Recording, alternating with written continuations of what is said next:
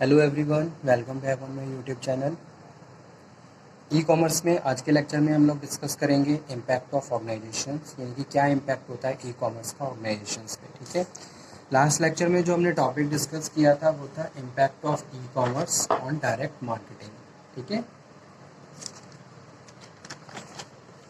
So let's cover what is the impact of e commerce on organisations. So following are the main impact of e-commerce: technology and organizational learning, changing natures of work, new product capabilities. ठीक है, तो क्या impact होता है electronic commerce का organisations पे। पहली चीज़ तो ये बात करें, ऑर्गेनाइजेशन ई कॉमर्स है क्या।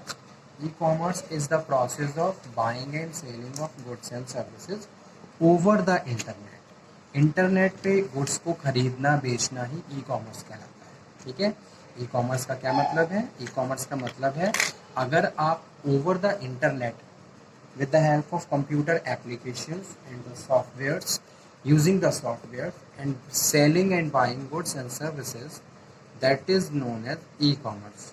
उसको क्या बोलते हैं? उसको ई कॉमर्स बोलते हैं। ठीक है, अब ई कॉमर्स की वजह से कौन कौन से चेंजेस आते हैं ऑर्गेनाइजेशंस में।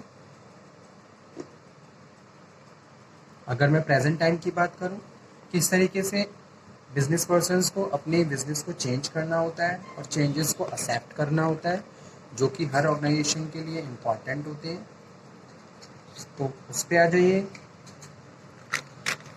Technology impact on manufacturing, impact on organization पहला है। ठीक है, तो सबसे पहले क्या है, हमें टेक्नोलॉजी को चेंज करना होता है, हमें टेक्नोलॉजी इम्प्रूव करनी होती है। ठीक है, अब हमारा total business over the internet है, तो उसके लिए हमारे पास प्रॉपर इंफ्रास्ट्रक्चर, आईटी इंफ्रास्ट्रक्चर होना चाहिए। साथ के साथ हमारे पास कैपेबल एम्प्लॉयज़ भी होने चाहिए ताकि वो प्रॉपर सिस्टम को मैनेज कर सकें एंड ओवर द सिस्टम और इंटरनेट बिजनेस को रन कर सकें। तो पहला इम्पैक्ट यही है, technology and organisational learning.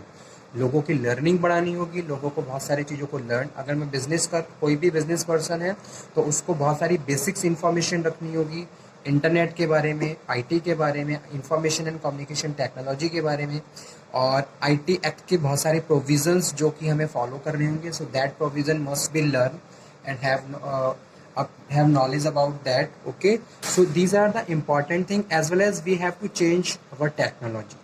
Technology को अपग्रेड करना होगा टाइम टू टाइम ऑल्सो, क्योंकि अगर मैं आईटी की बात करूं तो मेजरली बहुत सारे चेंजेस होते रहते हैं, और अगर आप अपने बिजनेस को प्रॉपरली रन करना चाहते हो तो आपको according to the changes time पे उन चेंजेस को इमीडिएटली एक्सेप्ट भी करना होगा, तभी आप ओवर द इंटरनेट अपने बिजनेस को प्रॉपरली रन कर सकते हो। ठीक है, so that is very important thing. इससे क्या होता है कि भाई अगर न्यू टेक्नोलॉजी को हम अपडेट करते रहेंगे और चेंज करते, एक्सेप्ट करते रहेंगे, तो इससे हमारे स्किल्स और ज़्यादा इंप्रूव हो जाएंगे, हमारा लिविंग स्टैंडर्ड और ज़्यादा बढ़ जाएगा, वो भी बहुत ज़्यादा इंपॉर्टेंट चीज़ है। ठीक है, तो वही चीज़ यहाँ पे मैं डिस्कस कर रहा हूँ, technology and organisational changes.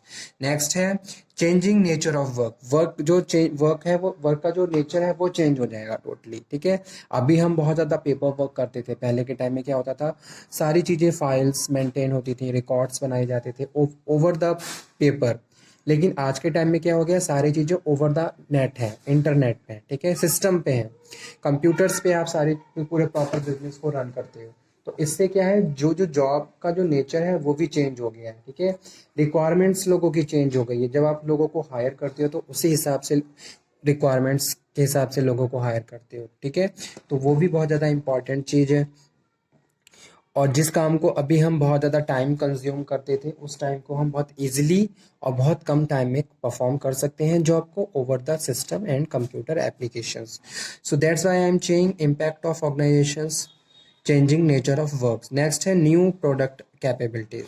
Products बहुत ज़्यादा क्या हो रहे हैं, कैपेबल हो रहे हैं और टाइम टू टाइम चेंज हो रहे हैं। एग्जिस्टिंग प्रोडक्ट में इनोवेशंस करके आप मोर एंड मोर तरीके से अपने बिजनेस को और ज़्यादा एक्सपेंड कर सकते हो। ठीक है, that is also very important thing. तो ये कुछ मेजर चेंजेस थे जो ई कॉमर्स के बिजनेस के ऑर्गेनाइजेशंस के ऊपर पड़ते हैं। अब नेक्स्ट है इम्पैक्ट ऑन मैन्युफैक्चरिंग। मैन्युफैक्चरिंग पे क्या इम्पैक्ट पड़ता है ऑर्गेनाइजेशन का। ठीक है, तो e commerce are changing manufacturing system from the mass productions to the demand driven. ठीक है, मास प्रोडक्शंस की की जगह हमने डिमांड के हिसाब से, हम क्या करते हैं, डिमांड को क्रिएट करते हैं और डिमांड के हिसाब से प्रोडक्शन करते हैं. That is very important thing, because in this way we can maintain the cost also. Here I am talking about the overall cost of the productions. ठीक है, बल्क में प्रोडक्शन करने की ज़रूरत नहीं है, मार्केट में डिमांड के हिसाब से आप प्रोडक्शन करेंगे, आपका वेस्टेज नहीं होगा और आपकी जो कॉस्ट है वो भी मेंटेन रहेगी. सो जस्ट इन टाइम का कॉन्सेप्ट फॉलो किया जाता है कि भी जो रिक्वायरमेंट है आप उसी के हिसाब से परचेजिंग करिए, उसी के हिसाब से प्रोडक्शन करिए और जो भी सर्विसेज हैं उनको डिलीवर करिए. ठीक है, सो just-in-time manufacturing production system are integrated with the finance, marketing, and the other functional systems, and with the business partners and the customers using web-based ERP system. ठीक है, तो web-based ERP system use करने के बाद business को हम run करते हैं. That are taken from the business partners and taken from the customers can be direct to the designers and to the production floor within seconds. Impact on finance. Finance पे क्या impact पड़ता है? Electronic commerce का. E commerce require special finance and accounting system. अगर मैं e commerce की बात कर रहा हूँ तो जो प्रॉपर अकाउंटिंग है, फाइनेंसिंग सिस्टम है, फाइनेंसिंग फंक्शंस हैं, उनको परफॉर्म करने के लिए एक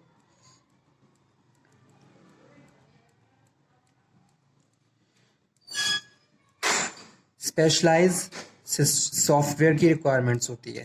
ट्रेडिशनल पेमेंट सिस्टम इनफेक्टिव रहा. ठीक है, अगर मैं ई कॉमर्स की बात कर रहा हूँ तो जो फाइनेंशियल सिस्टम्स हैं उनको रन करने के लिए हमको प्रिस्क्राइब सॉफ्टवेयर्स यूज़ करने होंगे ताकि प्रॉपर रिलायबिलिटी रहे और एक्यूरेसी रहे, डेटा हमारा लीक ना हो.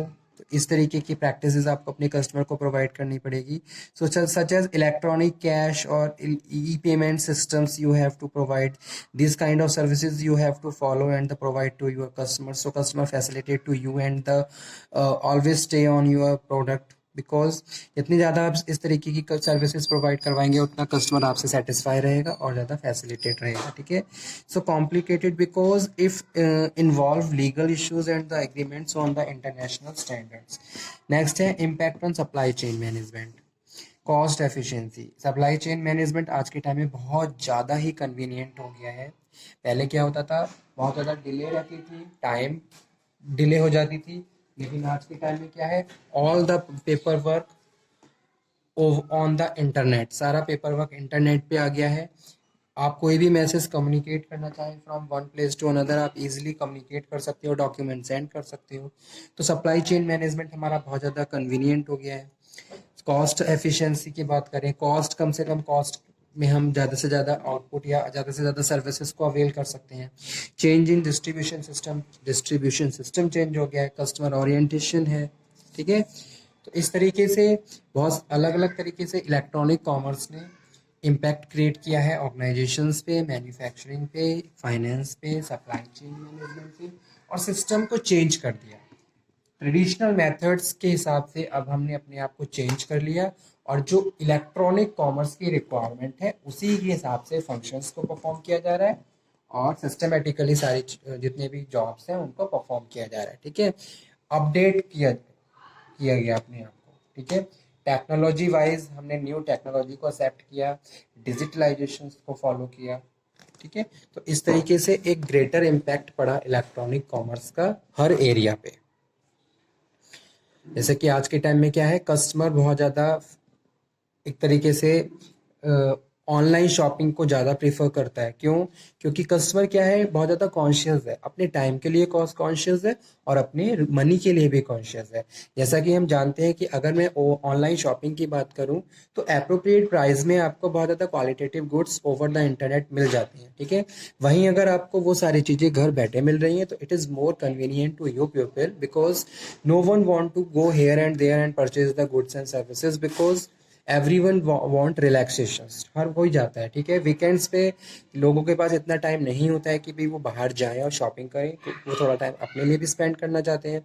तो इस तरीके से जो डे टू डे ट्रांजेक्शन्स हैं, सेलिंग है, वो और ज़्यादा ईजी हो गई है. कस्टमर चीप प्राइस पे, कम से कम प्राइस पे क्वालिटेटिव गुड्स को परचेज कर रहे हैं ओवर द इंटरनेट ठीक है। और कस्टमर और जो बिजनेस पर्सन है वो भी बहुत ज़्यादा qualitative services, goods and services customer को प्रोवाइड करवा रहे हैं, तो इससे एक ग्रेटर इम्पैक्ट पड़ा हमारे बिजनेस के ऊपर। ठीक है, तो यही टॉपिक था हमारा आज का, जिसमें हमने डिस्कशन किया impact of electronic commerce on direct marketing, organisations, impact on manufacturing,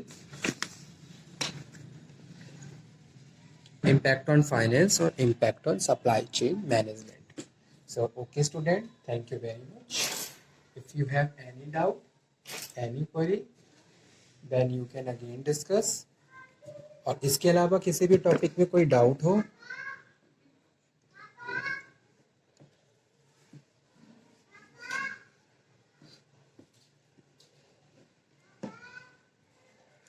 तो आप दोबारा से डिस्कशन कर सकते हो। ठीक है, thank you student, thank you very much. और हाँ, एक चीज़ और, इलेक्ट्रॉनिक ई कॉमर्स में ऑलमोस्ट सारे ही टॉपिक कवर हो चुके हैं। अगर कोई टॉपिक रिमेन है according to you, then please convey me. ठीक है, प्लीज़ मुझे कन्वे कर दीजिए ताकि मैं उससे रिलेटेड कोई टॉपिक या लेक्चर आप लोगों को डिलीवर करूँ। ठीक है, तो आज का सेशन यहीं पे फिनिश करते हैं। नेक्स्ट लेक्चर में हम फिर से मिलेंगे, फिर से बात करेंगे एक नए टॉपिक पे।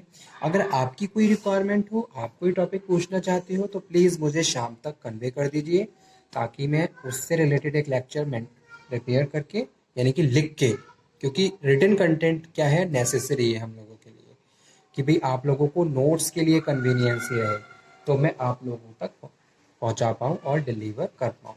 ठीक है, okay student, thank you very much. Next lecture में हम फिर से मिलेंगे, तब तक स्टे हेल्दी, स्टे मोटिवेटेड और पढ़ते रहिए और आगे बढ़ते रहिए। Thank you.